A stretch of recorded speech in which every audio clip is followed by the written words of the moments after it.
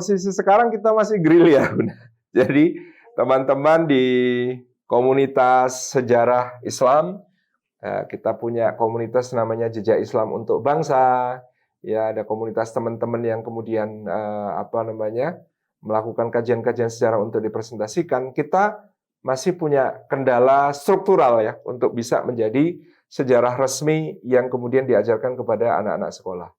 Pertama, karena ya memang sekarang ini kita sebenarnya membutuhkan peran dari teman-teman alat PKS misalnya di pusat untuk mendorong ya diadakannya riset-riset sejarah, diadakannya kemudian tinjau ulang berbagai hal dalam sejarah yang penting. Cuma persoalannya memang ya seperti yang kita ketahui sekarang, teman Dirjen Kebudayaan ya Pak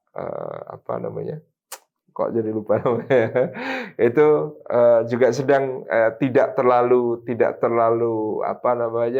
gayung bersambut kalau kita bicara tentang peran-peran umat Islam dalam sejarah ya.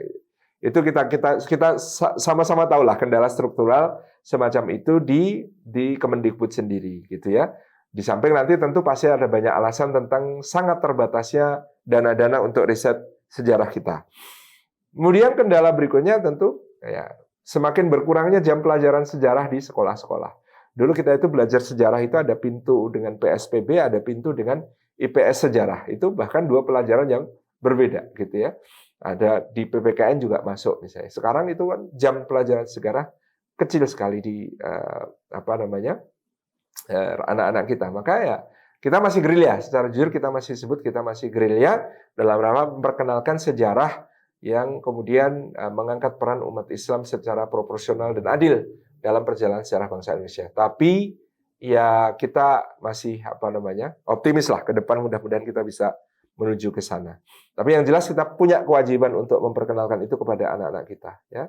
Channel-channel YouTube yang kemudian terkait dengan itu yang bisa menjadi rujukan dan sebagainya, kita perlu siapkan ya, membahas berbagai aspek. Termasuk tadi yang disampaikan Ustaz Dede Kusnaypi, kita penting sebenarnya misalnya teman-teman di kader di Sukabumi, ada yang menjadi gugus tugas untuk mempelajari sejarah Sukabumi, mengungkap sejarah-sejarah perjuangan umat Islam di Sukabumi, ya tampilkan di channel YouTube-nya, ya sebarkan di antara kader di Sukabumi, soalnya kan menjadi kebanggaan yang luar biasa bagi masyarakat Sukabumi. Karena ya saya di Jogja, maka saya banyak cerita tentang Jogja dan sekitarnya.